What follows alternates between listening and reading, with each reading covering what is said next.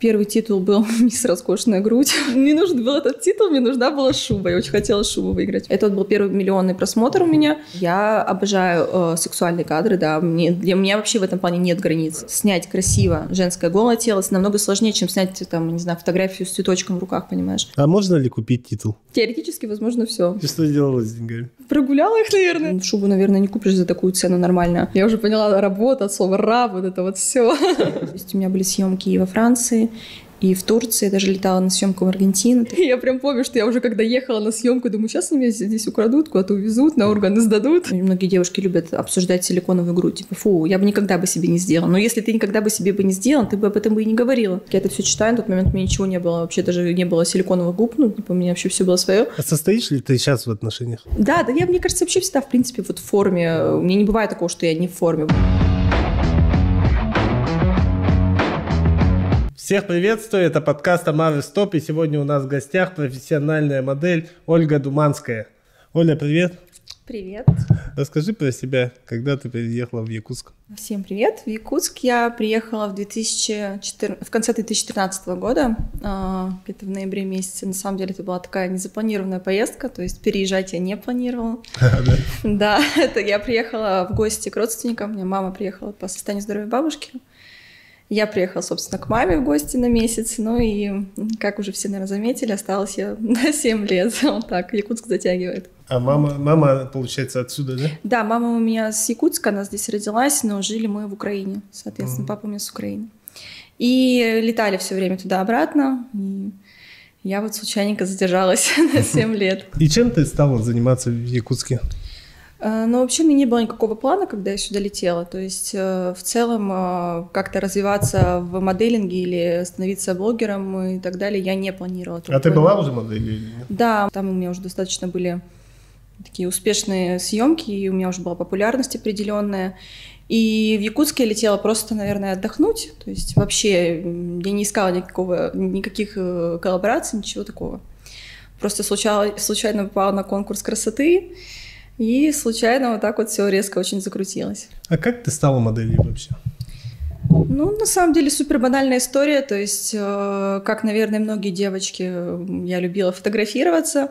И я, опять же, повторюсь, я не искала себя в этом. Вообще, в принципе, себя в этом не видела. Я с детства думала о каких-то более серьезных профессиях. Вот. Просто в то время была социальная сеть ВКонтакте, самая популярная. Я выставляла какие-то свои фотографии, и меня стали приглашать на съемки. Стоит, наверное, отметить, что моя первая съемка, она уже была коммерческая. То есть и у меня не было такой стандартной истории, как у многих моделей, TFP и так далее. Меня сразу пригласили на коммерцию.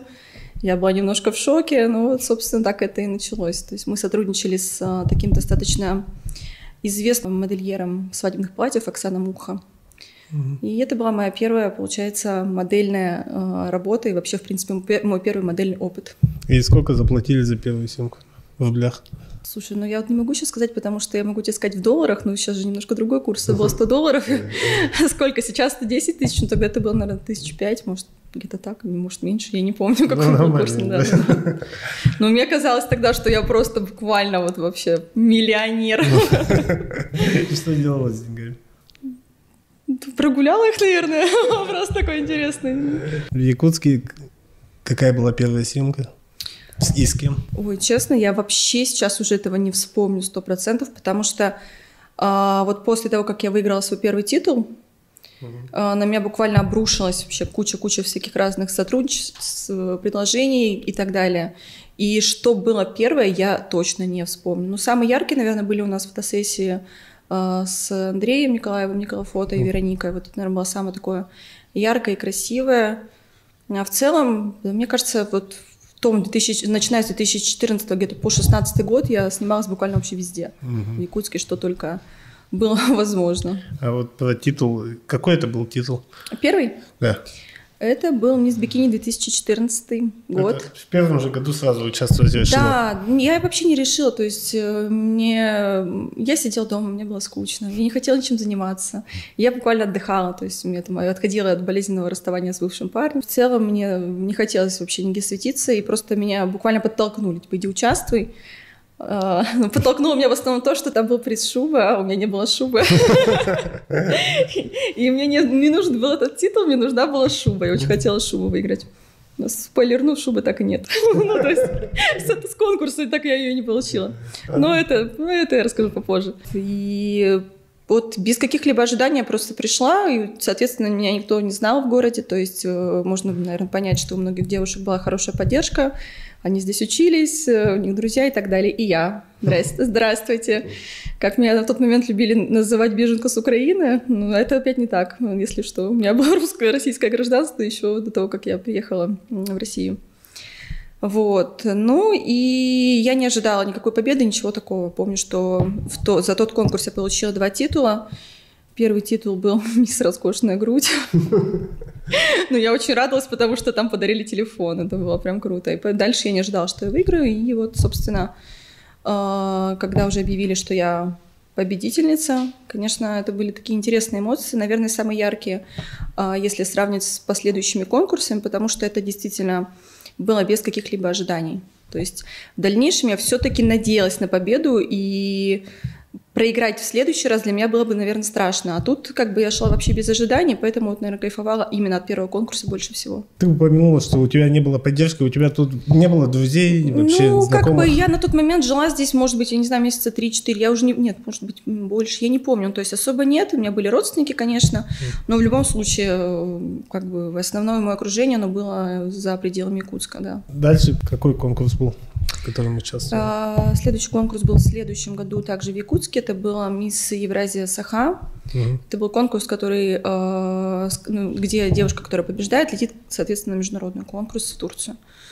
Вот. Там я, на самом деле, не хотела участвовать. Я помню, как мне уговаривали организаторы. А мне, наверное, вот сейчас я это уже понимаю своим взрослым мозгом, у меня была такая нотка страха, что если вдруг я проиграю, все мои вот эти вот успехи, которые у меня уже были после «Мисс Бикини», то есть я была такая яркая, успешная, все меня везде приглашали, знали как победительницу. И мне, скорее всего, было страшно, что я могу проиграть. И, соответственно, все это обрушится в мой мир.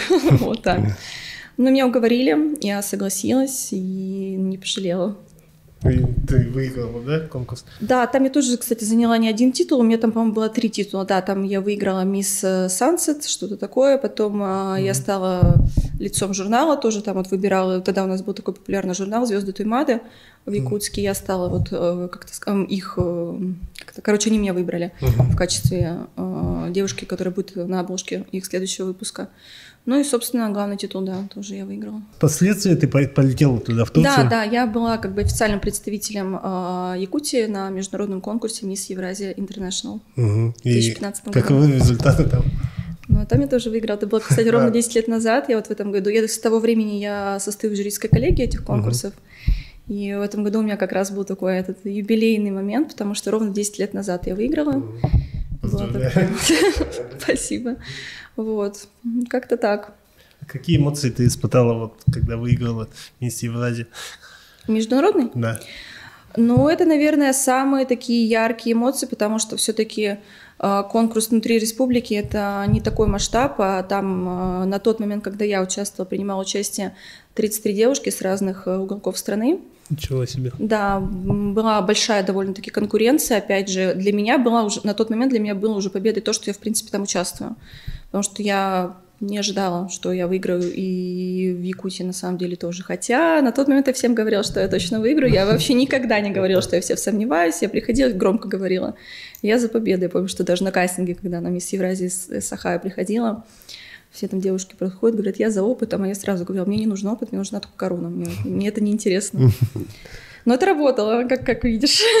А другие девушки не считали то, что у тебя такая самооценка или что? На самом деле меня недолюбливали, да, потому что я всегда вот была очень в себе уверена, я вела себя так, как будто я в себе очень уверена. Я понимаю, что это играет большую роль на самом деле, поэтому показывать какую-то свою слабость я не планировала. Хотя внутри как бы немножко это, как сказать, присутствовало, но я умела в моменте перестраиваться на то, чтобы получать кайф от процесса, потому что на самом деле я даже до сих пор считаю, что участие в каких-либо таких мероприятиях, как конкурсы красоты для девушек, это круто.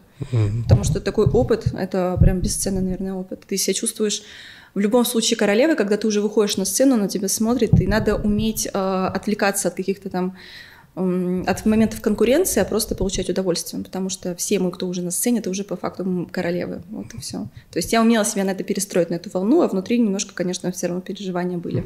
А еще участвовала ли ты в других конкурсах? Нет, у меня было всего 3 конкурса, и все как бы. У меня пошло так по карьерной лестнице, грубо говоря, то есть после международного конкурса мы приглашали на конкурсы, но по контракту по международному конкурсу, так как я победительница, я не могла принимать участие в каких-то всероссийских конкурсах. Да и в целом я уже не хотела. То есть мне вот прям хватило. Я закрыла свой гештальт по конкурсам еще 10 лет назад. Мир выиграла и все, галочка, Да. И как бы и с того времени я состою в жюрийской коллегии, и, соответственно, как членом жюри международных конкурсов красоты было бы странно, если бы я принимала участие в других конкурсах красоты. Поэтому я теперь по другую сторону этого процесса. А какие были призы? На международном конкурсе были... вообще вот шубу ты не получила, почему? Нет, там не надо, вот, не такая плохая история. Мне просто подарили сертификат, какой-то меховой салон, честно, я даже не помню, как он назывался, это был 2014 год. И я его так и не использовала, то есть там что-то я взяла, я взяла что-то, но точно не шубу, то есть он был на 100 тысяч, и в принципе шубу, наверное, не купишь за такую цену нормально. Что-то я взяла, но до конца я его не использовала, потом этот салон, по-моему, даже закрылся, вот как-то так. А сейчас шуба есть? Сейчас много шуб. Все есть. Потом второй конкурс, вот «Мисс Евразия Республика». «Мисс Евразия Интернешнл», там у нас был такой небольшой скандал с ними, мне якобы подарили шубу. Кстати, по-моему, про эту историю даже никогда не рассказывала публично. Это было настолько интересно. На меня одели шубу. И потом в гримерке мне сказали, надо ее, наверное, отдать. А я ее собрала вот так вот, упаковала, дала маме и сказала, мама, едь домой с шубой. Потом я в итоге все-таки ее вернула, мне стало немножко неприятно и обидно, потому что дело не в шубе, а в самом поступке. Это для меня было прям показательно, да, немножко некрасиво, потому что с организаторами у нас были достаточно хорошие отношения, и вот этот поступок для меня как-то вот, мне как самой, как организатору конкурсов красоты, в дальнейшем я стала организовывать свои конкурсы. Это было прям супер непонятно, как они так могут поступать. Я вернула шубу в итоге. И что тебе в итоге дали? Они мне там предложили какую-то курточку кожаную, но мне это объяснили тем, что тут стриза, тут ты летишь же, там вообще все так классно, все так круто. Мы долго мусолили этот момент, прям, наверное, где-то неделю. То есть какие-то люди, которые, так сказать, были внутри конкурса, они были на моей стороне, предлагали мне даже вплоть до того, чтобы я судилась, но я просто понимала, что мне это особо не нужно, и не хотелось из победы на конкурсе делать какой-то скандал. То есть я понимала, для чего я участвую, понимала, что я иду дальше по карьерной лестнице, и сейчас зацикливаться на этом негативе как бы не имеет никакого смысла. Ну да. Тем более, что шуба теперь уже есть. Еще несколько, да? Да. А дальше вот на международном конкурсе? На международном был хороший денежный приз, там было более 10 тысяч долларов, плюс, кстати, вот это тоже оттуда. Да. Да, это золото и бриллианты. Круто. И там какие-то всякие мелкие призы, я уже тоже не вспомню, это было 10 лет назад, опять же. Ну, там какие-то, не знаю, сумочки. До сих пор носишь, да? Да, периодически. Я в Якутск приехала и нашла, оно у меня в Якутске было, я недавно обнаружила и решила, что можно поносить. А в чем состоит вот твоя задача, когда ты судишь? Ну, ты сейчас судья же, да, получается? Да. Расскажи про этот момент, я не разбираюсь. То есть критерии отбора победительницы? Да. Ну смотри, вот все-таки очень большая разница между международным конкурсом и внутренним, потому что на международных конкурсах девушки, они живут, грубо говоря, в конкурсе. То есть если конкурс проходит в городе, в родном, мы просто разъезжаемся все по домам, живем своей жизнью и встречаемся, грубо говоря, на репетициях, в каких-то там организационных моментах. А на международных конкурсах девушки находятся в определенной обстановке, то есть они живут все вместе. Они, как это сказать, постоянно коммуницируют друг с другом. И мы наблюдаем за ними более тщательно, нежели, допустим, когда она приезжает просто на репетицию. То есть помимо каких-то внешних данных, конечно, это, безусловно, очень важно, чтобы девушка была красивая. Важно, чтобы девушка умела нести титул, Нам важно понимать, какая перспектива будет для развития конкурса, если выиграет конкретно вот эта девушка, то есть для чего ей нужен этот титул. Многие девушки просто получают корону, уезжают домой и кладут ее на полку. И все пропали, да? Да. Естественно, есть такие девушки, у которых какая-то определенная карьера, там модельная, или это какое-то в Инстаграме какое-то развитие, или это на телевидении, или еще где-то там она может это использовать. Конечно, это более выгодный вариант. Ну и плюс она должна быть все-таки с интеллектом определенно. То есть если даже девушка очень красивая, но при этом она не умеет красиво говорить, не умеет себя вести, и она 100% не выиграет конкурс. Достойное поведение и так далее. А есть ли такое то, что, например, земляки, да, такое? Так хочется побольше баллов отдать, типа такого? Скажем так, у нас, допустим, когда прилетают девушки с Якутии, я, конечно, больше за них, я не могу быть объективной в этом вопросе, да, потому что, объективность.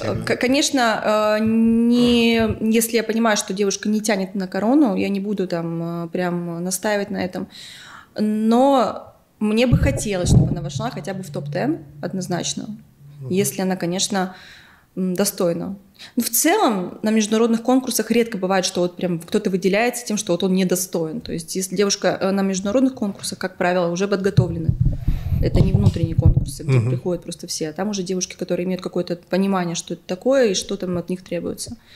Поэтому там попроще. А во внутренних вот по знакомству есть ли такое? Выиграть? Да. Ну, смотри, это зависит в первую очередь от организатора. То есть любому организатору выгодно, чтобы выиграла девушка, которая сможет достойно представить республику, правильно? То есть это же его престиж, его мероприятие. Поэтому теоретически можно, на практике я это не встречала. Ну, например, такие конкурсы, которые дальше не летишь. Ну, по идее, можно. Я в таких конкурсах не принимала участие. Мне сложно сказать. Я не знаю. Теоретически, возможно, все. А можно ли купить титул? Опять же, международный нет, потому что организаторы, им важно, чтобы представители их конкурса были достойны, потому что у них там заработок немножко в другом количестве денег измеряется. Вряд ли будут девушки, которые смогут его купить, грубо говоря. Хотя, опять же, теоретически возможно все, на практике я такого не встречала. Хорошо, спасибо. И вот ты упомянула то, что ты сама как организатор конкурсов уже, и каких можешь подробнее рассказать? Но сейчас уже нет, я закончила свою карьеру как организатор конкурсов. После того, как я выиграла в 2015 году в Турции, я организовала в Якутии свои конкурсы. Первый конкурс это был «Мисс Бикини Якутия», и потом это также был «Мисс Евразия Саха». То есть я запатентовала эти конкурсы и имею право их проводить на территории Якутии только я. Я их проводила в 2016, 2017 и крайний раз это был, по-моему, 2018 год. Потом я уже улетела. В 2019 году я еще проводила, когда я родила ребенка. И в 2020 году я проводила, что я подзабылась. Да, 4 года это было. 4 года, у меня было всего 6 конкурсов. То есть первые 2 года я проводила только «Мисс Бикини», а потом у меня уже подключилась и «Мисс Евразия Саха».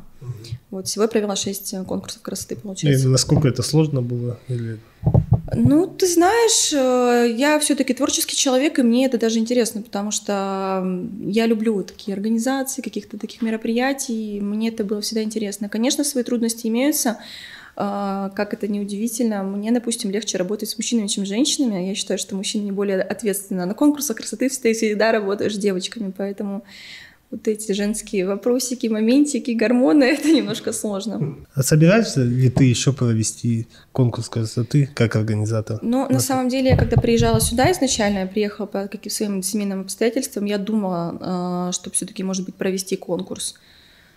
Но мне кажется, уже как-то немножко в Якутии, по крайней мере, точно эра конкурсов красоты, она как будто бы прошла. То есть нецелесообразно, скорее всего, так. Возможно, я еще захочу что-нибудь провести, но сейчас я уже, выросла немножко. То есть если буду что-то проводить, то это должно быть более масштабно. Соответственно, требуется больше подготовки. И мне нужно просто сопоставить, будет ли это выгодно. Вот. Пока не знаю. В этом году я буду проводить мероприятие в Крыму. Тоже будет связано с фэшн-индустрией. Там будет также конкурс красоты, показ и так далее. А что за мероприятие? Мы будем проводить конкурс в Крыму, ну и плюс как бы там будет показ, модный показ. Кстати, вот в Якутске прошел конкурс «Мисс Новая Якутия». Следил ли ты за ним вообще? Нет, вообще не слежу ни за каким мероприятием, которое проходит в Якутии. Он чуть-чуть хайпанул так тут по Якутску. Ну, сегодня мне как раз, мне как раз спрашивали про это, смотрела я или нет, я не наблюдала, не смотрела. Но это, я так тоже понимаю, было что-то онлайн-голосование или нет? Да, там какие-то первые туры онлайн голосования, а потом полуфинал, финал вроде это. Ага. Ну, так. Нет, вообще не наблюдала, даже не знаю, кто выиграл, не слышу, не наблюдаю, ничего не знаю. Какой из титулов самый важный для тебя и почему? Конечно, международный титул, потому что он дает все-таки самые большие перспективы. Если до этого я даже, допустим, не могу сказать, что я серьезно занималась моделингом, ну, то есть как, я уже когда получала даже деньги за съемки, я все равно почему-то не считала себя моделью. То есть я не знаю, с чем это связано, какой-то вот такой у меня был момент, когда меня спрашивали, кем ты работаешь, я говорю, ну, да я никем, но так у меня, съемки иногда бывают. Вот у меня, кстати, вплоть до недавнего времени было такое отношение к этому. Я все время воспринимала моделинг как какое-то развлечение. Ладно, вернемся к вопросу. Международный конкурс, потому что он открыл большие перспективы. То есть, естественно, там присутствует очень много людей из фэшн-индустрии, представителей различных журналов и так далее. И после победы мне предложили достаточно много интересных съемок, коллабораций. И тогда я уже стала, наверное, узнаваемой за пределами и России. То есть у меня были съемки и во Франции, и в Турции. Я даже летала на съемку в Аргентину. То есть как бы было много интересного уже после международного конкурса. Но на самом деле стоит отметить, что для того, чтобы стать успешной в этой сфере, не обязательно выигрывать конкурс. То есть, если девушка просто участвует в конкурсе международном особенно, и ее заметили, она может и без короны также добиться успеха. То есть, поэтому я всегда всем девчонкам говорю, имея возможность, нужно обязательно лететь и показывать себя. В какой момент ты тогда поняла, что ты профессиональная модель? Ой, что я профессиональная модель, я поняла уже, наверное, лет через 5 после того, как я была профессиональной моделью. То есть у меня реально к этому такое было отношение. Тут у меня съемочки проходят, да, мне за них платят, и чё, как бы вот так. Наверное, это потому что то, что нам легко дается, мы это обесценивать часто любим. Вот у меня был тоже такой момент. То есть мне казалось, как я могу это называть работой? Я же просто снимаюсь и кайфую. То есть вот на самом деле у меня было очень долго такое отношение к моделингу, что я бы этим занималась бы и бесплатно. Вот прям так. А тут, когда еще тебе за это начинают платить, такая, ничего себе, что, прям так? Что, прям деньги можно, да, заработать? Классно. То есть как-то так. Поэтому я это не воспринимала долго как работу. Когда воспринял?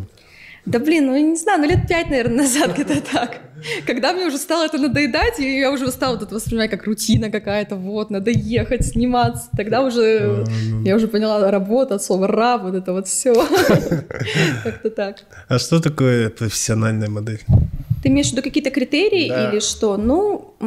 Сейчас у нас немножко такое, знаешь, время, когда все эти критерии, они размыты. То есть если взять, допустим, 90-е, где модели, они действительно были все примерно схожи. Это был определенный рост, это были определенные параметры фигуры, то есть бедра не больше 88 и так далее. То сейчас это все стерто. Абсолютно нет никаких граней. Даже в плане возраста. Вот у нас мама Илона Маска, она же тоже модели, уже 70 с лишним лет. Вот. Не имеет значения ни рост, ни вес. Больше сейчас ориентируется все-таки на личный бренд и на то, как девушка умеет себя вести. Я не устану повторять, что харизма, энергетика, это все действительно имеет значение. Плюс все-таки, если девушка профессиональная модель, очень много внимания обращают на ее, как это правильно сказать, чтобы она была как можно менее переделанная. То есть вот эти все там огромные губы, скулы, подбородки, это уже уходит на второй план и больше как бы за натуральность. Сейчас, в принципе, тренд такой натуральность. И, конечно, в плане, допустим, профессионализма очень важно уметь позировать. То есть многие же сравнивают моделинг просто, допустим, с тем, что ты пришел, красиво пофотографировался, но это одно, если там какая-то творческая съемка, что ты для себя просто фотографируешься.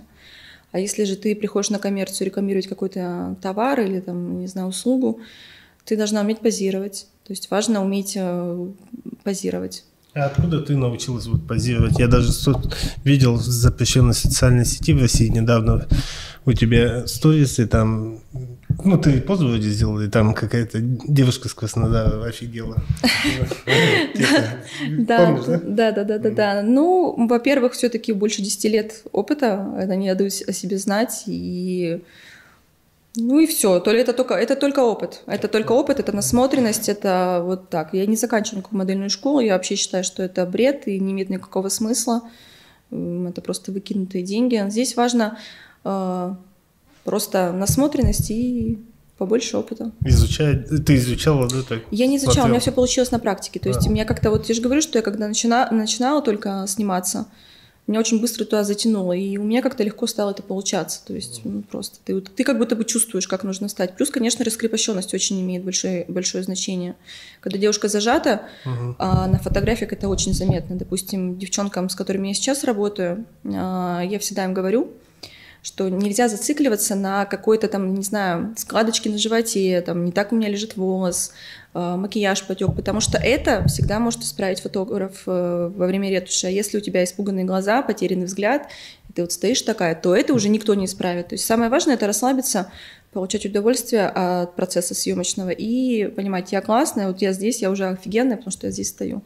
Вот. Ну и, соответственно, все-таки практика, то есть не просто стоять, я классная, все-таки немножко еще позировать. Ну, смотря, что ты рекламируешь, если ты там про одежду, например, речь там определенный каталожный позинг и так далее. Думаю, что это не то, что мы сейчас будем углубляться, там много моментов таких. А считаешь ли ты себя талантливой в этом, ну, в позинге, или такого нету критерия? Я вообще себя, в принципе, считаю талантливой во всем.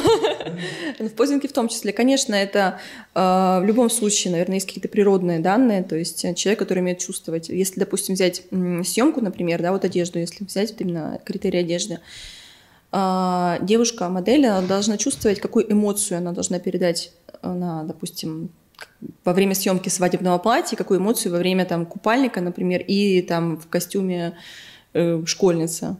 Я имею в виду в обычном костюме школьницы. Там в необычном тоже там определенные эмоции. То есть нужно уметь эмоционально показывать разные, ну, уметь показывать разные эмоции, скажем так. Это все-таки самое главное. Потому что использовать один и тот же позинг вот в абсолютно разных вещах так не работает. То есть это все, вот это вот, наверное, и есть такой один из главных критериев профессионализма в моделинге. Уметь подстраиваться. Что такое посол доброй воли? Это человек, который представляет какие-то интересы, не знаю, там, доброты мира во всем мире, грубо говоря, такое. То есть я, на самом деле, никогда его не использовала. Вот когда мне вручили, это был 2017 год на форуме в Турции.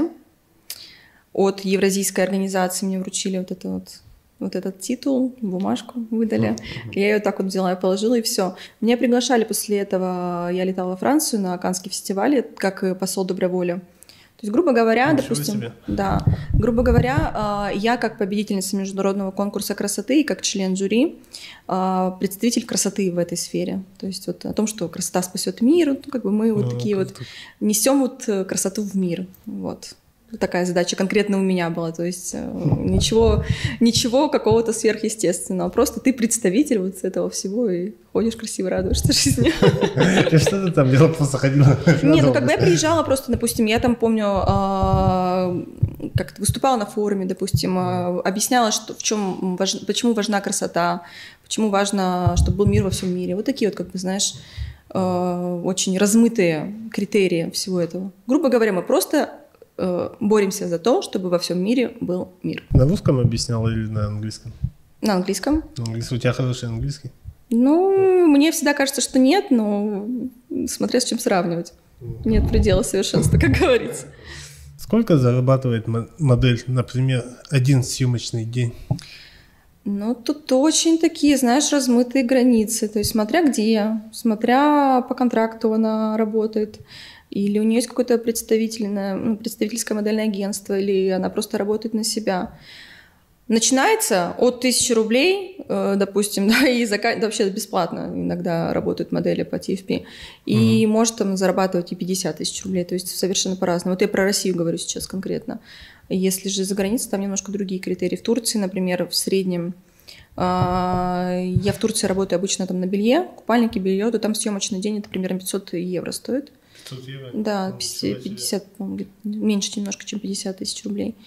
Вот. Но вообще за границей все-таки, конечно, заработок отличается от нашего. У нас еще не доросла Россия до такого уровня. Ну, тоже смотря какая модель.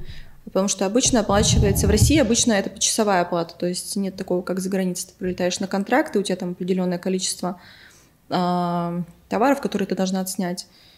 Тут у нас больше все-таки почасовая оплата. Значит, модель может не торопиться и так. Ну, как бы да, но не захотят потом с ней сотрудничать, потому что это тоже всем понятно. У меня, допустим, максимум было за час 50 артикулей мы это снимали. То есть, можете себе представить, 50 раз переодеться за час.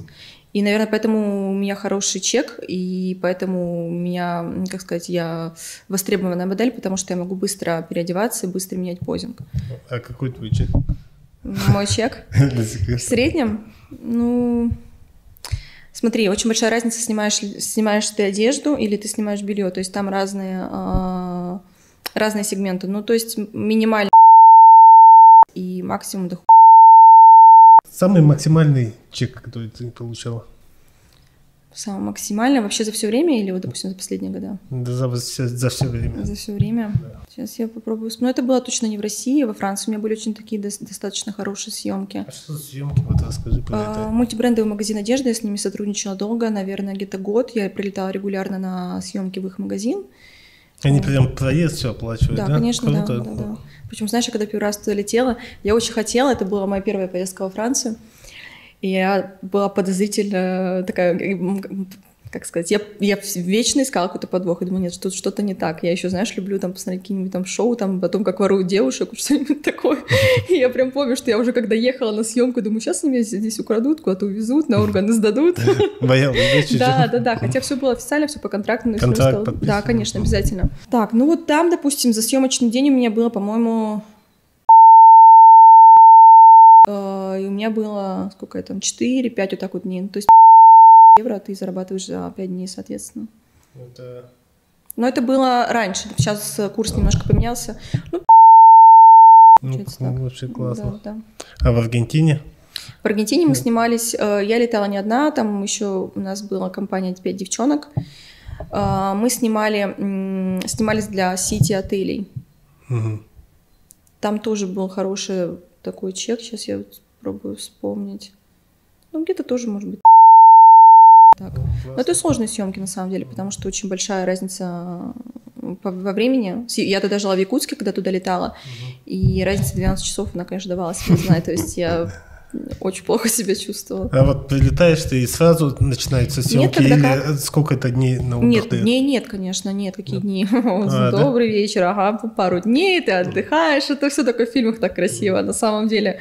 Ты прилетаешь, все уставший, тебе могут сказать, тебе там, допустим, час, нужно успеть собраться. Не на всех съемках присутствуют визажисты, иногда ты сама должна уметь собираться, то есть это тоже важный критерий для профессиональной модели, уметь быстро и качественно собираться, да, то есть уметь привести себя в порядок. Иногда вот прям приходится не спать, замазывать синяки под глазами, нельзя иметь отеки, фуросемид наш друг на все случаи жизни. Ну, после перелетов ты в любом случае всегда отекшая, то есть поэтому приходится сталкиваться с такими какими-то моментами. Я неоднократно падала даже в обмороки на съемках, у меня были такие моменты, да. Там от недоедания, ну, то есть от голода или от того, что пьешь фуросемид, он же, ну, короче, сильно влияет на здоровье. У меня даже в Якутске такое было один раз, я помню. А вот то, что не спала, например, там нет такого, что тупишь немножко или что-то такое? Да, вот, например, ну есть, конечно. Слушай, все люди в нашей профессии, вообще в моделинге, и в целом, мне кажется, вот в этих творческих профессиях, мы все сидим на кофе, все. Ну ты разве нет? Это же кофе наш друг на все случаи жизни. Самый крутой журнал, в котором тебя публиковали? Знаешь, я на самом деле не особо придавала когда-то этому значение, потому что, ну, я уже, как говорила, меня почему-то всегда это воспринимала как просто что-то интересное. Но если вот эмоционально именно оценивать, то, скорее всего, это был Максим, потому что это был первый, по-моему, мой такой журнал за пределами Якутии. То есть в Якутске это были «Звезды Туймада», здесь вообще, по-моему, не было других больших журналов. И вот когда меня пригласили на съемки в Максим, в Москву, у меня прям было такой вау, круто, потому что это первый раз была съемка для журнала. А это так, в каком году было? Это, я сейчас не вспомню, может быть, 17-18, я не помню. Вот, это было, наверное, такое самое запоминающееся для меня, потому что необычно. Это вот был первый такой опыт именно, когда тебя собирают, прям съемочная команда журнала. А так это были какие-то европейские журналы. Был Mirage, это, по-моему, канадский журнал. Доминант. Вигур какой-то, ну, такое. Ну, я их все не помню, на самом деле. Более того, я тебе скажу, у меня даже нет ни одного журнала с моими фотографиями. Я вот какая-то, знаешь, вот нестандартная девушка. Обычно девушки собирают все там вырезки о себе и так далее. А у меня вот такое, я даже не публиковала там какие-то обложки свои. У меня 6 обложек, по-моему, 6 обложек у меня есть на журналах. У меня ни одного этого журнала нет. Вообще. Мне там где-то, я помню, даже когда в пабликах там публиковали, вот там Думанская снялась на обложке журнала, а у меня в Инстаграме этого вообще нет, я как будто это такая другая Думанская, вот. Но я справляюсь, я решила, что буду теперь о своих достижениях рассказывать. А откуда у тебя 100 тысяч подписчиков? Ну, сейчас 88 я видел, а так доходило до 100? До 120 тысяч доходило, да. Ну, во-первых, конечно, это все на хайпе получилось изначально. Меня же как бы завела. У меня появился Инстаграм в 2014 году, ну, вот именно этот аккаунт. И, соответственно, тогда как раз в это время я выиграла первый конкурс, и это, конечно, привело к большое количество аудитории сразу. Шумиху, да? Да, и потом, естественно, международный конкурс, там уже вообще аудитория расширилась хорошо. Ну и постоянные съемки, перелеты. И потом в последующем я сотрудничала с Рамазом, такой вот в Инстаграме, не знаю, знаешь или нет, есть. Он продвигал мой аккаунт, он работает с Ольгой Бузовой, вот с такими вот, как бы звездами, и мы с ним тоже сотрудничали. То есть очень много было прихода аудитории именно от этих вот моментиков, как-то так. Но потом, когда вот у меня был неудачный опыт с гивом, я вообще, в принципе, забросила Инстаграм, потому что... Расскажи про этот гив. Это который в аэропорту снимали, да? Да. Это, ну, короче, там так получилось, что девушка, которая предложила мне этот гиф, она на момент, когда мне его предлагала, она уже не работала с авиакомпанией «Алроса», и она просто хотела... У нее был запланирован такой план сделать... Ну, просто заработать деньги и на самом деле не оказать ту услугу, которую она хотела оказать. То есть не планировались никакие съемки и реклама участников ГИВа в журнале на борту самолета, потому что она уже там не работала. Об этом я узнала уже в процессе ГИВа, и тогда я как бы сказала, что я отказываюсь, возвращаем деньги. У нас были такие ругани, очень много было, мы прям выясняли отношения. Она предлагала мне все равно провести ГИФ, но я рассказать решила правду, и сказала, что я проводить его не буду. Либо мы будем проводить их на таких условиях, что не будет никаких публикаций, обманывать людей мы не будем. Ну и, соответственно, она все-таки до конца настаивала на проведении ГИВа. Я в итоге рассказала спонсорам, что вот так-то, всю правду. У нас были долгие выяснения отношений. Потом после этого у меня обвалился шквал вообще ботов на мой аккаунт в Инстаграме. Потом у меня... Откуда эти боты? Ну, я предполагаю, что это, наверное, было с ее подачи, скорее всего. Потом у меня был вообще, как не в черном списке, как это называется? Теневой бан? Да, теневой бан был просто постоянный. У меня воровали аккаунты. После этого он, кстати, до сих пор так и не восстановился. Не то чтобы не восстановился, я просто как-то, наверное, это для меня был такой... болезненный момент, и я в целом просто решила, что я не хочу вообще больше быть в Инстаграме. То есть для меня это было вот так, все. Я потом вернула свою страничку себе, но перестала так активно ее вести, как раньше вела. То есть сейчас у меня уже этой болезни блогерства нету. Если раньше, наверное, это был такой хороший способ заработка для меня, то есть я хорошо зарабатывала с этой соцсети, то сейчас вообще нет. И мне кайфово от того, что вот именно так. То есть я в какой-то момент перегорела, потому что слишком много было внимания на ведение Инстаграма. Мне кажется, перегорели все мои родственники, потому что я всегда что-то делала, что-то снимала. Сейчас еще запретили. Так да, что... да. Сейчас я планирую сейчас переходить в Телеграм, то есть я хочу все-таки развиваться в Телеграме, мне больше нравится эта соцсеть, потому что сейчас Инстаграм, он все-таки превратился в какую-то, знаешь, такую развлекательную площадку. Типа вот как раньше был ТикТок, где снимали просто тупые видосики, набирали на этом охваты, да, просмотры, то сейчас Инстаграм превратился точно в такое же. И мне это просто не очень нравится, как будто нет никакого смысла. Вот, а в телеге все-таки там можно писать и быть полезным, и, ну, не знаю, мне больше нравится Телеграм в этом плане. Откуда у тебя были миллионы просмотров в ТикТоке? Просто вот на хайпе на каком-то, наверное, как-то так, да. То есть у меня, помню, залетел первый ролик, это как раз... Нет, там просто вообще случайно залетел какой-то ролик, просто буквально, я прям помню, я приехала после съемки, в зеркало себя сняла, все. Это вот был первый миллионный просмотр у меня. Я даже не поняла, в чем там вообще прикол. Но там на самом деле очень легкие были алгоритмы. Ты просто снимаешь все подряд. И причем, знаешь, вот реально было так. Чем больше заморачиваешься, тем хуже результат. Вот ты просто дома рандомно сняла какую-то ерунду, оно залетает. Ты там заморачиваешься, снимаешь студию, там придумываешь сценарий, вообще может не залететь. Вот горячие, откровенные съемки. Как ты начала в них сниматься? Ну, вообще, почему выбрала этот жанр? Да, классно было бы, конечно, начать рассказ о том, что у меня папа с Чечни. Это особенно бы подогрело этот моментик. На самом деле... Серьезно, что ли? Да, у меня наполовину чеченец папа, у меня есть такие кавказские корни, вот это вот все. Как-то ты... Это еще больше стало интересно. Сейчас я запутался. Если отец чеченец... Нет, не чеченец, у него его отец чеченец. Его отец чеченец. Дедушка, получается, твой. Отец наполовину украинец, наполовину чеченец. Мама наполовину полячка, полька, наполовину русская. А я не знаю до сих пор, кто я. Я русская, наверное, в душе. Так. По поводу съемок, я вообще эти съемки обожаю. Вот для меня это, вот знаешь, самый любимый жанр. То есть вот для меня всякие вот эти платьюшки, розочки, цветочки или там что-нибудь такое нежненькое, мне это вообще не интересно. Я обожаю сексуальные кадры, да. Для меня вообще в этом плане нет границ.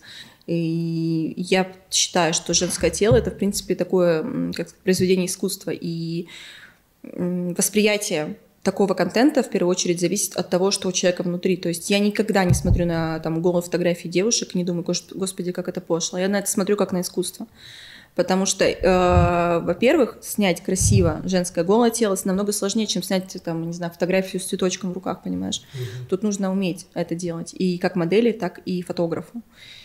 Вот и все. Я получаю удовольствие от этого, конечно. Это очень красиво. Почему бы и нет? А ты считаешь, что нюшные съемки это некрасиво? Это же априори красивее, чем обычная какая-то съемочка. Конечно, это обсуждается больше, и я думаю, что, скорее всего, это от того, что люди внутри себя себе многое не позволяют. То есть это о каких-то внутренних запретах, скорее всего. Поэтому и хайп такой. Потому что когда человеку на что-то все равно, он вообще на это не обращает внимания. Ты знаешь, вот как из серии многие девушки любят обсуждать силиконовую грудь. Типа, фу, я бы никогда бы себе не сделала. Но если ты никогда бы себе не сделала, ты бы об этом и не говорила. Потому что если я, допустим, чего-то не хочу, я это не замечаю, мне вообще все равно.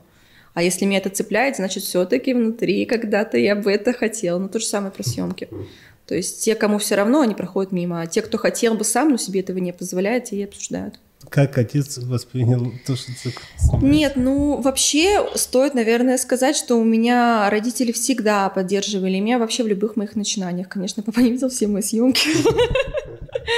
Но у родителей, знаешь, такое: ты самая лучшая, самая красивая, ты всегда права. Это вообще со школьной скамьи еще, даже если там учителя на меня жаловались, у меня что мама, что папа вообще на моей стороне. Типа, не правы учителя, ты молодец. И так все мы до сих пор. И когда я, допустим, начала строить свою карьеру в модельном бизнесе, конечно, поначалу папе не очень нравилось, потому что он хотел, чтобы у меня была серьезная профессия. На секундочку, я все-таки поступила, как он хотел. Он хотел, чтобы я была экономистом. Я поступила на экономическую кибернетику, потом перевелась оттуда. Короче, у меня экономическое образование по специальности управления бизнесом и финансами.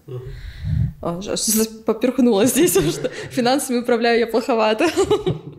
Работал бы хотя бы, да?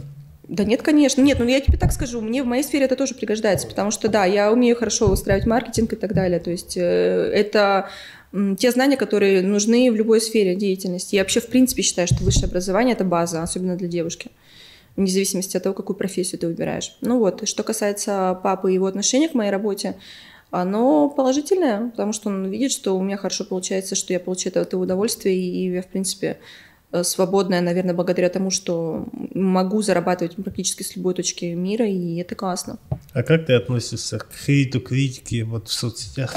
Ты знаешь, я же уже очень давно в этой всей сфере, то есть хейт у меня начался еще задолго до появления Инстаграма, когда я еще училась в школе, и тогда я уже начинала работать моделью, первые мои съемки были, когда я была школьницей, и тогда уже был такой шквал. Почему? Потому что это было, наверное, как-то непонятно людям, как вот ты такая вот где-то там снимаешься и так далее. У меня всегда было очень много ухажеров.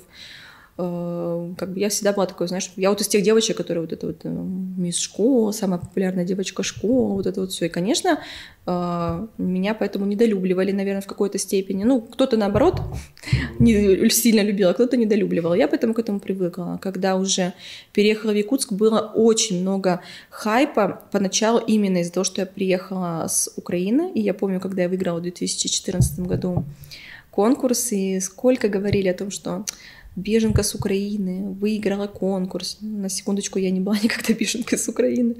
Вот.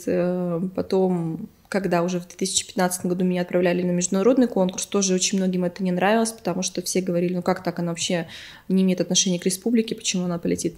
Ну, когда я вернулась с короны, все сразу резко меня полюбили. То есть все, вот это, весь этот негатив, он немножко ушел, вот это началось, это наоборот, наша девочка, наша красавица.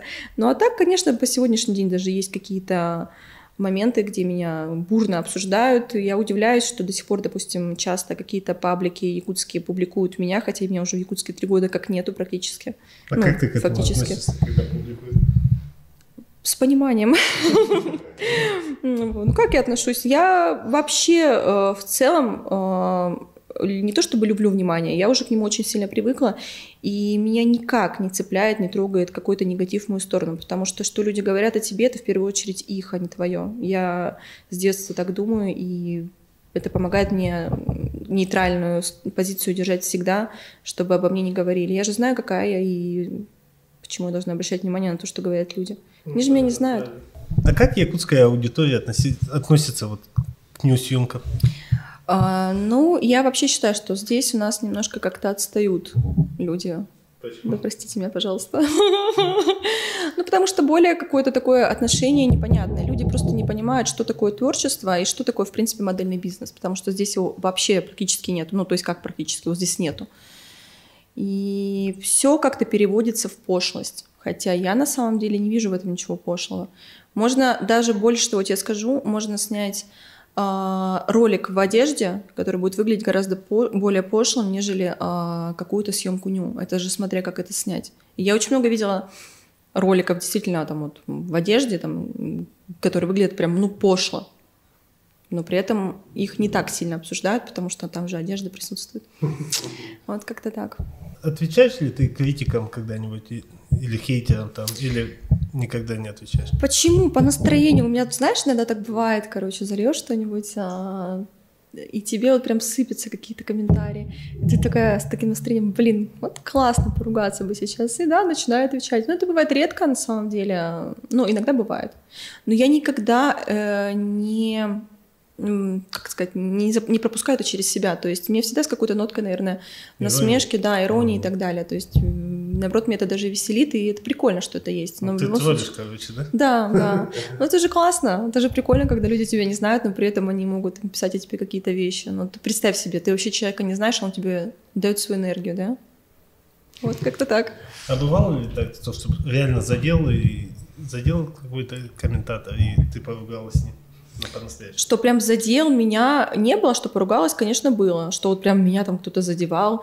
Слушай, я помню, когда вот как раз я участвовала в 2015 году в конкурсе Якутска, это «Мисс Евразия СХ». Тогда был этот ИКТРУ еще. И я помню, там выставляли какие-то наши фотографии участницы для голосования. И там какая-то женщина, она буквально вот такой комментарий настрочила обо мне. 15-й год это было вообще давно. О том, что какая я вся переделанная, о том, какие у меня там были операции, прям вот списком, что удалял все ребра, там зубы делал, ну там просто такой список, я это все читаю, на тот момент у меня ничего не было, вообще даже не было силиконовых губ, ну типа, у меня вообще все было свое, и это меня не то чтобы задело, меня это удивило, что взрослый человек такой ерундой страдает. Ну вот. Это из-за того, что я запомнила, потому что она прям с сценами приводила. Я прям это помню, я читаю, и она мне доказывает, говорит, вот у тебя были сделаны зубы, и я сижу, думаю, и она мне какие-то фотки кидает. Я говорю, так у меня здесь они одинаковые, я их не делала никогда, у меня свои зубы. И мне прям пытались доказать, что нет, это не твои зубы, ну вот как-то так. Это из-за того, что я запомнила. А так очень много всяких комментариев разных. Я их люблю. Извини за вопрос, а что у тебя сделано? Грудь? Грудь, да? Да. А то у тебя, вижу, постоянно спрашивают, да? Да, это любимый вопрос вообще в моем инстаграме. Вот такое вот. У меня аллергия на филлеры, поэтому в лице у меня ничего нет. А самый крутой проект, в котором ты снималась для тебя? В плане заработка? Ну, в плане заработка это же мы... В плане масштаба ты имеешь в виду да. какого-то, да? Ну, опять же, это, наверное, за границей. А вот в Турции у меня был очень классный проект. Я была амбассадором одного спа-салона Анталия. Год у нас с ними был контракт, я летала то регулярно на съемки. Это было классно, интересно, масштабно, потому что это всегда были интересные съемки, это разные отели. Вот именно из такого, что, наверное, я так хорошо запомнила Франция, опять же, повторюсь. Потом, что у меня там такое? Ну, Аргентина, естественно, просто хотя бы потому, что это очень далеко, и это необычно. Вот.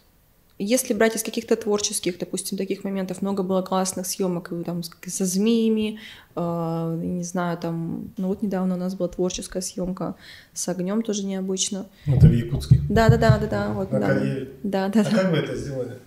Ой, это вообще сложно. Это было сложно и болезненно. Поджигали в фейре с водой, вот это вот все, короче, на меня мазали и поджигали. Не больно? Больно. Но красиво. Самый такой проект, который тебе больше всего понравился? Прям кайфануло вообще. Блин, ну их было так много, и мне реально трудно вот прям выбрать. Ну, скорее всего, это, знаешь, было в начале, когда я еще прям сильно кайфовала от съемок, потому что со временем, когда у меня, вот, как ты уже объясняла в начале, когда я уже перестала воспринимать это как что-то такое класс, кайфовое, а начала больше воспринимать это как работу, и вот этот запал, он стал пропадать. У меня были клевые съемки, мы делали творческую съемку на кладбище. Ничего себе. Да, ну там такое красивое Чаковское кладбище, и как бы вот там у нас была съемка, это было очень необычно и очень масштабно. Была целая съемочная команда, и это было круто. Потом, я помню, мы делали съемку для этих колготки и так далее. Была на, ну, как это называется, на обложке колготок, короче. Вот, это было тоже интересно, прикольно, потому что это, наверное, было первое вот такое, где вот я где-то там, помимо журналов и так далее. Потом на баннеры, мы, помню, фотографировали для какой-то тоже рекламы. В Турции было много очень интересных съемок. Это вообще очень много было. Я реально не могу выделить что-то одно. Из эмоциональных каких-то моментов, наверное, вот я помню я больше запоминаю творчество вот, из такого. Когда мы там делали какие-то фотосессии с медом, я не знаю, когда меня там медом обливали, чем меня только не обливали на съемках. Потом я фотографировала с тарантулом, с таким большим, это было страшно. Да. Потом я помню, мне банки от Кока-Колы в голову закручивали, вот так вот. Мы там делали какую-то там прическу, тоже классно было. Со змеями много раз у меня были съемки. Ну, вот я такое люблю. Вот когда прям, знаешь, творчество кипит, это классно. Как ты выбираешь проект, в котором сниматься? Ну, например... Сейчас или раньше? Сейчас, раньше, да. Ну, расскажи. Раньше, знаешь, как я выбирала? Берем все. Я настолько кайфовала от процесса, что мне не имело значения, для меня не имело значения, сколько мне, допустим, за это платят, и платят ли в целом вообще. То есть я была за любой движ. Вообще за любую движуху, где, что, куда, что угодно. Даже если фотограф плохой или видеограф. Ну, я тогда еще не умела различать хороший фотограф или плохой. У меня, в принципе, все были примерно одинаковые. Сейчас, конечно, если говорить про TFP, про какие-то творческие съемки, я их беру крайне редко. Это, ну, прям реально очень редко бывает. И, конечно, я смотрю на работы фотографа, то есть по вот этим критериям отбираю. Если это про коммерцию, то, естественно, ну, конечно, да, чек. Ну, и есть какие-то там критерии, допустим, которые я не беру, ну, их немного. Как заинтересовать фотографа у тебя на творческую съемку? Ну, предложить что-нибудь интересное. Очень интересно, да? Нет, я же тебе говорю, я в любом случае зайду на его профиль и посмотрю, как он фотографирует. Если у нас с ним есть какая-то схожий взгляд, допустим, на съемки, то мы можем посотрудничать. Я вообще за поддержку всегда начинающих людей, то есть вот если меня попросит кто-то там из начинающих фотографов помочь ему поработать, я всегда за, потому что я считаю, что в нашей сфере деятельности важно поддерживать тех, кто начинает. То есть я всегда открыта там к какой-то помощи начинающим моделям, когда меня просят сказать, как там начинать что-то и так далее. Я вообще люблю поддерживать людей вот в этом плане, потому что сама, когда начинала, помню, что это трудновато, когда ты как вот слепой котенок идешь и не понимаешь, куда ты идешь. Ну, это круто, действительно. Молодец. Кстати, а как со временем, если, ну, вот на творческие съемки хватает сейчас? Потому что 10 лет назад, наверное, времени много было, да? Ну, я тебе так скажу. Я сейчас, во-первых, все-таки модельная сфера, она уже немножко отходит в моей жизни. То есть у нас с ними болезненные отношения. Это, знаешь, как это больные отношения какие-то с абьюзером. Я не могу закончить, я не могу из них уйти, потому что я вроде бы люблю, но и не могу там оставаться. И я уже, наверное, 3 года точно пытаюсь закончить вообще свою карьеру в моделинге. Но в этом году я буду ее все-таки, наверное, заканчивать. И творчество, оно как будто бы, как сказать, вдохновляет. То есть если, допустим, сниматься только по коммерции, то ты вообще выгораешь 100%. Нам, людям творческим, необходимо вот это тут, знаешь, какие-то творческие классные коллаборации, оно и зажигает нас на коммерцию. Я стараюсь хотя бы раз в 2 месяца брать какую-то классную съемку, чтобы вот именно получить от нее удовольствие, зарядиться и дальше, допустим, работать. Потому что если у меня нету съемки без перерыва, коммерция, то я очень сильно устаю. Потому что съемок у меня, допустим, в Краснодаре много, это поначалу я брала их еще больше, то есть у меня было по 6 дней в неделю съемки. То сейчас это в среднем, допустим, 3-4 максимум я беру съемочных дня. Вот, и стараюсь вообще вот как бы перейти на то, чтобы, допустим, их было 2-3, но просто набивать часы работы. Потому что, мне так удобнее. Мне сейчас очень много... Я больше стала уделять времени просто своей жизни, понимаю. И мне это настолько стало нравиться, что мне кажется, не очень хочу работать. А чем ты занимаешься, кроме моделинга? Да. В плане работы или в плане... работы. Я сейчас учусь на психолога, я уже практикую. Вообще пошла туда учиться для себя и стала практиковать, поняла, что мне это нравится. Я не особо это афиширую, особенно в Инстаграме, в Телеграме у меня немножко об этом есть, но провожу консультации. Также я все-таки из тех, кто тоже был наставников. Меня тоже это коснулось. Да, вот как-то наставляю, грубо говоря, людей, то есть ко мне приходят с какими-то разными запросами, это запросы там касаются и какой-то проявленности, и раскрутки соцсетей, и в целом, допустим, там, как сказать, разработки продуктовой линейки онлайн. То есть я же заканчивала очень много курсов разных по Инстаграму, в том числе из последнего это я отучилась на маркетолога Дани Волк. Это, например, дало очень много знаний, и я их очень активно использую сейчас в работе со своими, так скажем, клиентами, которые ко мне обращаются именно за помощью в плане этого развития. Также сейчас я актуально планирую раскручивать свой телеграм-канал и делаю акцент на него. Хочу запустить свой клуб в Телеграме. Считаю, это прям самый, наверное, сейчас трендовый продукт вообще в инфобизнесе. Вот. То есть хочу все-таки больше, еще больше независимости, поэтому хочу полностью переключить свой род деятельности в онлайн, то есть прямо туда вот уйти, чтобы я могла вообще работать из любой точки мира, потому что все-таки все равно модельная сфера, она меня держит. Допустим, вот сейчас конкретно больше Краснодар-Москва, и меня там держит. А мне хочется свободы больше чувствовать, как-то так. Круто. Удачи тебе в этом. Спасибо. Про переезд в Краснодар? Почему переехала туда? Да, почему переехала? И вы с семьей же переехали, с мужем там? Да. Вы до сих пор вместе или как? Нет, мы не вместе. А вы не вместе? Что, начнем с того, что мы не вместе или с переезда? Расскажи про это все. Переехать вообще, наверное, стоит начать с того, что я в целом такой человек, который очень легкий на подъем, то есть мне трудно сидеть на месте, мне очень важно вот ощущение вот этой свободы, как вот я говорю, почему я хочу больше уйти в онлайн, потому что как только я чувствую какое-то не то что рычаги давления, как что меня что-то где-то удерживает, мне тут же нужно оттуда убежать. Не знаю, нормально это или нет, но меня это устраивает. И когда я родила ребенка, получилось так, что я сидела в Якутске, то есть, естественно, у меня не было возможности куда-то летать. И в тот момент я поняла, это была у меня единственная зима, которую я провела от и до. Я в октябре родила, и вот до лета я никуда не летала, провела полностью в Якутске. И я поняла, что я не смогу здесь жить, потому что мне некомфортно. Грубо говоря, ты никуда не можешь выйти даже зимой. И тогда я приняла решение, что я буду точно уезжать. И сказала мужу, что все, уезжаем. Он мне говорит, давай, хорошо, давай уезжаем. Но он более стабильный. Это вот я вот такая, все, сегодня решила, завтра улетели. Он мне говорил, хорошо, давай сейчас вот мы там накопим, надо подумать, подушка безопасности. Я говорю, смотри, через неделю берем билеты и улетаем. То есть сейчас едем, берем билеты и через неделю улетаем. Он колебался, но в итоге, конечно, ему пришлось согласиться, и мы так и сделали. Мы просто не спонтанно ехали, там, грубо говоря, по городу, заехали, купили билеты, и через неделю мы улетели. Да, это было так. Он взял просто отпуск на работе, и, собственно, так мы устраивались. Но я вообще считаю, что по жизни нужно именно относиться ко всему вот с такой легкостью, потому что, когда мы что-то усложняем, у нас это не получается. И знаешь, что эти все рассказы, когда о переездах, что чтобы переехать, нужно накопить, нужно состояться. Чем больше тебя держит здесь, например, в каком-то месте, тем сложнее тебе потом переехать. То есть чем меньше у тебя, не знаю, чем меньше ты оброс там какими-то связями, деньгами, бизнесом и так далее, тем легче тебе все заставить и уехать в другое место.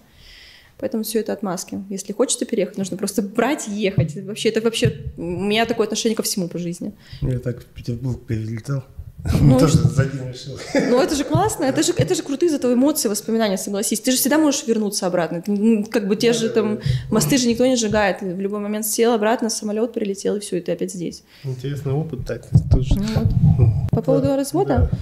Мы... Вот сейчас у нас как раз процесс развода идет. Мы уже давно, так скажем, не вместе, но разошлись мы мирно, все отлично, все прекрасно. Мы в прекрасных отношениях, просто поняли, что немножко мы разные люди, вот и все.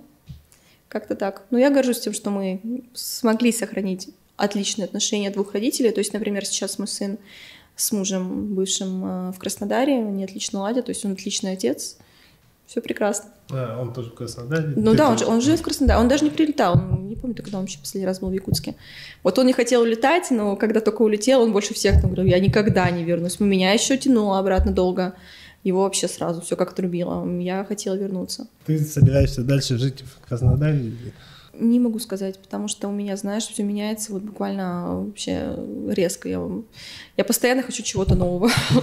Сейчас я вообще, в принципе, должна лететь в Италию, но в связи с какими-то некоторыми трудностями там, с визами, там, гражданством и так далее, не знаю, ли это мне получится. Хотела попробовать пожить в Италии. Но... хотела пожить там? Да. Мне просто, там, вот как раз я же говорю, что я хочу закончить модельную свою карьеру, и у меня там очень выгодное предложение. Я этим хотела закрыть свой гештальт в моделинге и уже как бы... Поставить точку. Да, поставить точку и уйти.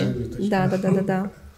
Вот. Но не знаю, или это получится в плане того, что трудности сейчас с визами и тому подобное. Вот. Спасибо. А так Москва, скорее всего. Я вот была в Москве, когда 2 недели назад, получается, перед Якутском. И, наверное, впервые у меня с этим городом произошел коннект, потому что сколько раз я туда прилетала, но вообще постоянно туда летаю, и как-то мне всегда что-то отталкивает. А в этот раз я прилетела, и мне прям так понравилось. Я по-другому на этот город посмотрела. Поэтому теперь вот рассматриваю для переезда. Но это не точно, потому что зато в Краснодаре у нас классный климат. Морешко близко, тепло, вот этот южный вайб, я его люблю, знаешь, расслаблен, никто не напрягается. А Москва, она такая, она держит. То есть там больше надо напрягаться. А состоишь ли ты сейчас в отношениях? Ну, скажем так. Всех интересует этот вопрос. Да.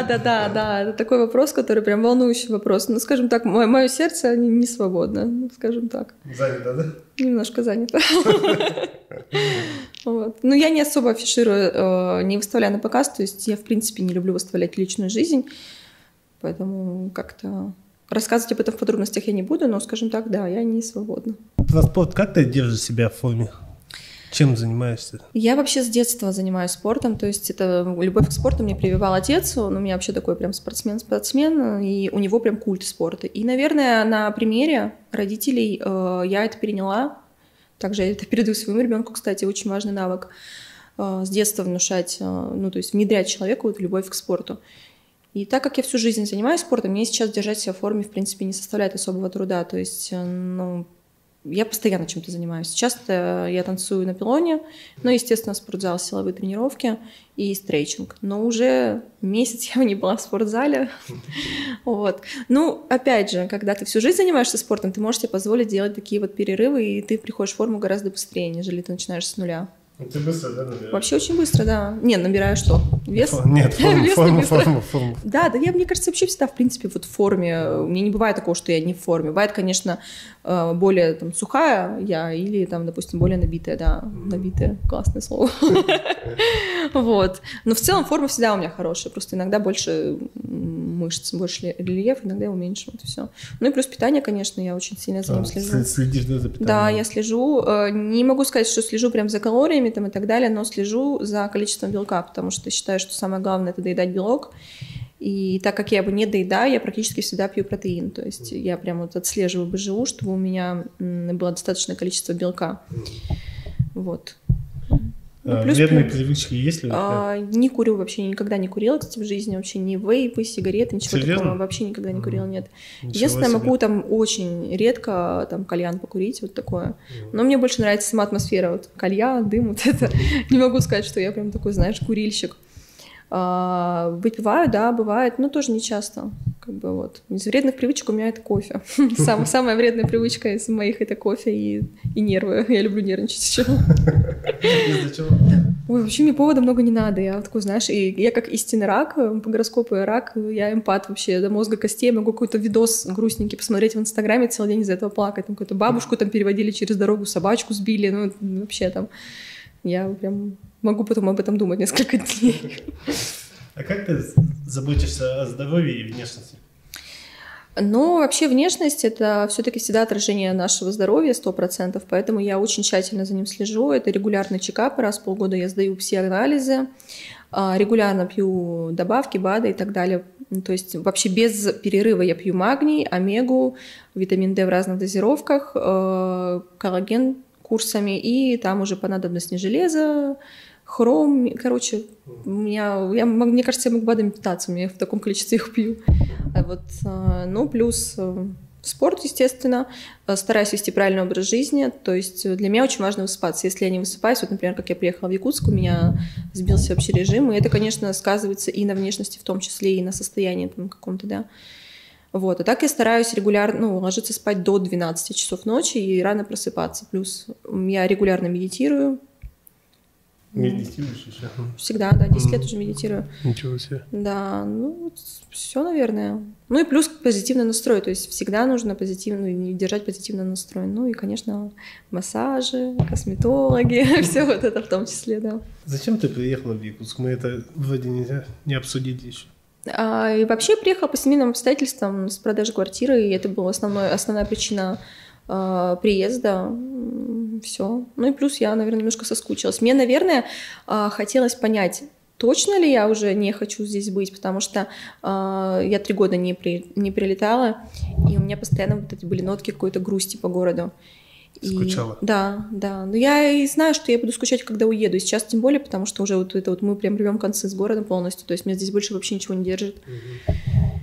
И все равно, конечно, ностальгия присутствует, потому что здесь у меня начиналась, грубо говоря, моя карьера, наверное, такая вот серьезная, масштабная. И я всегда с любовью вспоминаю про Якутск. Но я понимаю, что точно я переросла этот город и жить здесь не смогла бы уже. Хорошо, а, Оля, какой твой главный жизненный принцип? Ты знаешь, я сейчас, наверное, вспомнила такой момент, когда в 2014 году я участвовала первый раз в конкурсе красоты. Я помню, что нам сказали, подберите какие-то девизы. Нам сказали, допустим, за час до выхода на сцену. Серьезно, за час? Да, ну там примерно так. Там же, как обычно, все вот происходит, знаешь, в таких моментах все прям спонтанно и так далее. И я помню, что я просто наткнулась где-то в интернете на фразу, ну, как-то, типа, когда я просто искала, знаешь, там, цитаты, типа, там, о жизни и так далее, ваша девиза. И наткнулась на фразу, чтобы победить весь мир, нужно в первую очередь победить самого себя. И она настолько мне как-то запала в душу, что я до сих пор, вот, наверное, использую этот принцип по жизни. То есть, в первую очередь, вся победа начинается с самого себя. Вот, это такое самое, наверное, главное, что я всегда использую. Круто. Какая у тебя мечта? Ну, ты знаешь, я вообще не могу сказать, что у меня есть какие-то мечты, скорее всего, это цели. Я вот как-то люблю их все-таки превращать в цели и к ним идти, потому что моя любая мечта, я вообще стратег по жизни, и любая моя мечта, ты знаешь, у меня как-то профдеформация какая-то в голове, я ее начинаю расписывать прям по целям. То есть, допустим, вот я хочу, например, там, полететь на Бали, грубо говоря. Я такая, так, а что мне для этого нужно сделать? То есть у меня вот так вот все, прям я четко, пошагово прописываю весь план к тому, чтобы к этому прийти. И меня еще ни разу не подводила эта моя история, то есть все мои мечты, они сбываются. Ну и плюс я, конечно, очень верю там в самопрограммирование, и все эти моменты, долго про это говорить, не хочу сейчас вникать. Мечта просто быть счастливой, наверное, в гармонии, потому что, наверное, в этом самое главное, чтобы у тебя были здоровые родители, семья, счастливый ребенок и чувствовать себя реализованной, вот.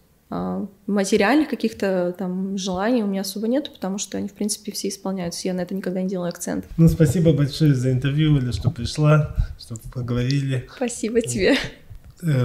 Желаю тебе удачи во всех твоих новых начинаниях. Спасибо. Ну, карьеру свою можешь не завершать, а попутно. Но это не точно. Попутно. Это не точно, это так, знаешь, у меня. И удачи попробовать себя в Италии переехать или во всех начинаниях, короче. Спасибо большое. Спасибо.